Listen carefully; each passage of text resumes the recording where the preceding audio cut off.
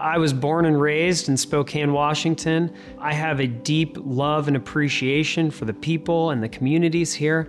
It really has been a dream come true to basically come back and be able to provide care and improve the quality of lives of the patients here. I'm Dr. Brenden Cutter. I'm an orthopedic surgeon who specializes in hip and knee joint replacements at Providence.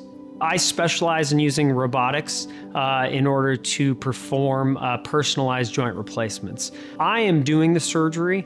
I am choosing exactly where the components go. The robotic assistance is just a tool for me to not only plan it, but execute these very complex three-dimensional plans that manual jigs do not allow us to do. My main goals for my patients are to essentially come in, see me, feel that they are not rushed so that they feel heard.